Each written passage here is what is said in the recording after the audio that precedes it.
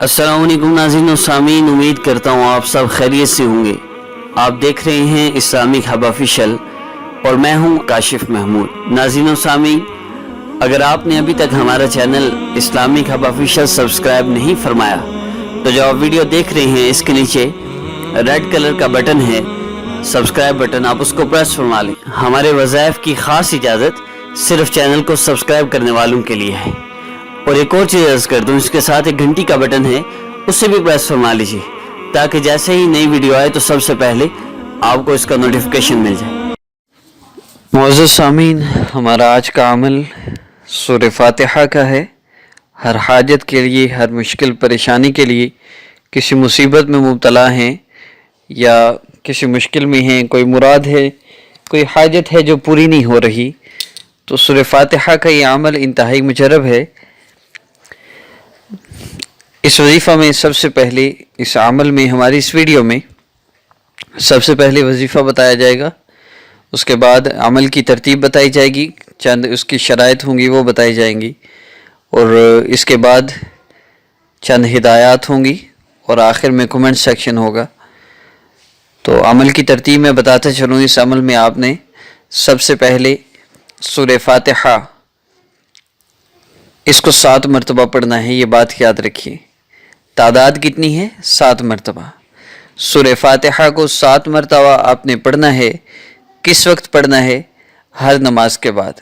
3 दिन सिर्फ ये अमल करना है आपने।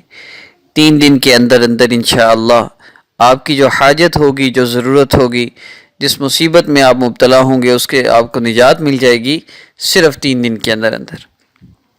हर नमाज के बाद, अगर आप फजर के बाद इसको स्टार्ट करें तो 3 दिन बाद जब फजर आएगी तो उसमें ये अमल मुकम्मल होगा। अगर आप ज़ोहर के बाद अमल शुरू करें तो 3 दिन बाद जो ज़ोहर होगी उसमें यह अमल मुकम्मल होगा। और इसमें फजर की नमाज के बाद का जो अमल है, बाज़ औक़ात बंदा भूल जाता है, नमाज पढ़ के लेट जाता है। बाज़ लोग कारोबारी होते हैं, उन्होंने नमाज के बाद थोड़ी देर आराम करना होता है, उसके बाद काम पर जाना होता है, तो ये लोग जब सोकर उठ लें तो फिर अमल कर लें। और इस अमल की तरतीब में फिर अर्ज़ कर दूं कि हर नमाज के बाद 7 मरतबा इसको पढ़ना है। जो लोग 7 मरतबा नहीं पढ़ सकते, हर नमाज के बाद मसरूफियत होती है, तो वो इकट्ठे 35 मरतबा डेली पढ़ लें। 100 मरतबा से ज़्यादा इसकी मिकदार हो जाएगी।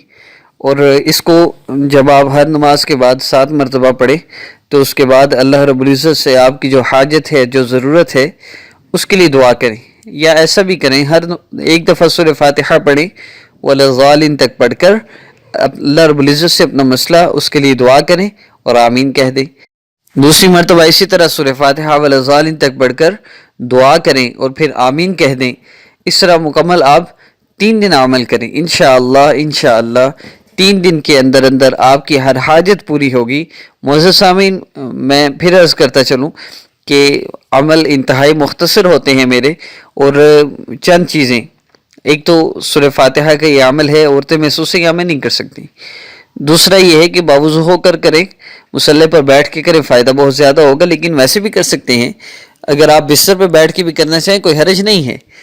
और बाज़ औक़ात ऐसा होता है कि मैं अपने वज़ाइफ में कोई शराइत नहीं बताता कि बावुज़ू होकर पढ़ें, मुसल्ले पर बैठ के करें, महसूस में कर सकते हैं या नहीं कर सकते। तो इसमें आपको खुद वो समझ जाना चाहिए कि इसमें शराइत की कोई कैद नहीं है। बनी इसराइल की तरह लोग बेचारे खुद ही सवाल पूछ पूछ के तो तंग हो जाते हैं, जी ओहो बड़े मुश्किल वज़ाइफ हैं। तो कोई मुश्किल नहीं है। आप मुसल्ले पे बैठ के नहीं कर सकते, आप बिस्तर पे बैठ के करें। बावुज़ू नहीं कर सकते, बेवुज़ू कर लें, लेकिन जाहिर है बावुज़ू होकर मुसल्ले पर बैठ के करने के असरात तो हैं ना।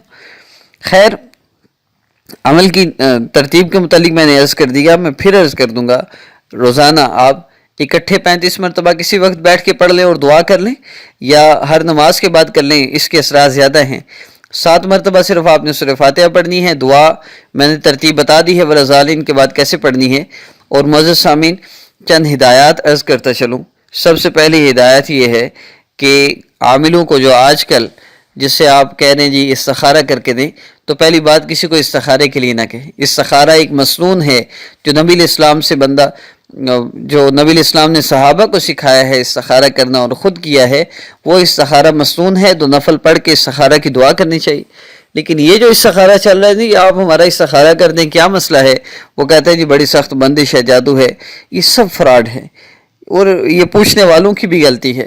لوگوں نے ہی ان عاملوں کو سر پہ چڑھایا ہوا ہے، ان کو پتہ ہے کہ بس ان کو جادو بندش بتاؤ گے، جو مرضی ان سے کہتے رہو، جتنا مرضی ان کو لوٹ لو، تو عاملوں کو پیسے نہ دیں۔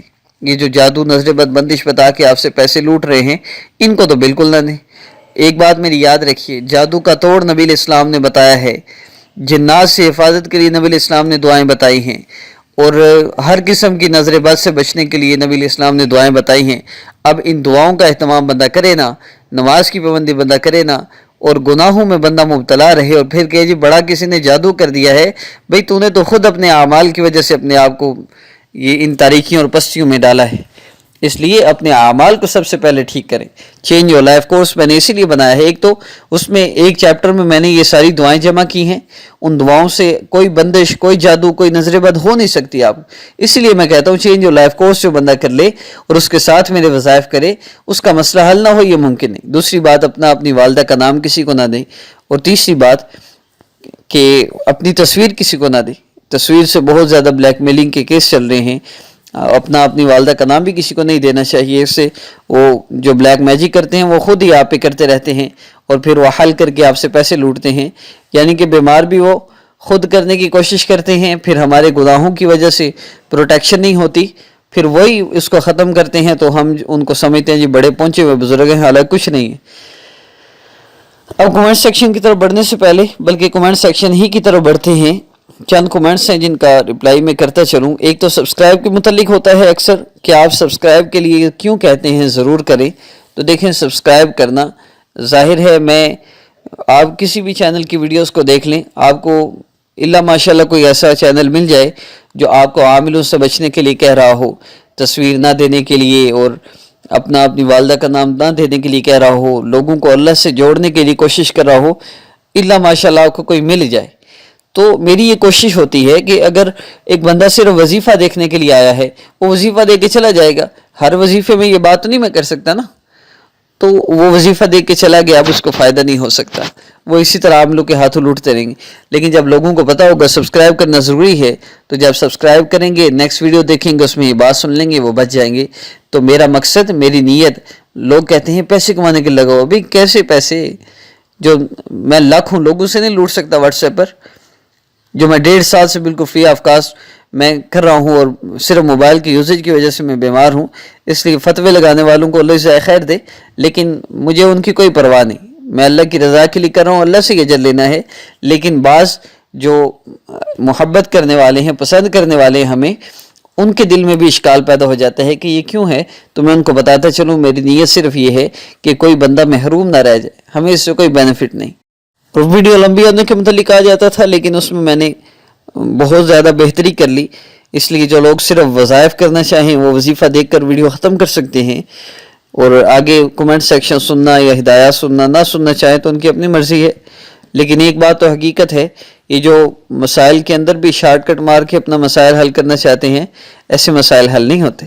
اللہ رب العزت سب کو جزائے خیر دے۔ انشاءاللہ نیکسٹ ویڈیو میں ملاقات ہوگی۔ جو لوگ سپورٹ کرنا چاہیں ہم سے ہمارے موبائل نمبر پر رابطہ کر سکتے ہیں۔ اللہ سب کو جزائے خیر دے، جن نے سپورٹ کیا، جو کرنا چاہتے ہیں۔ السلام علیکم۔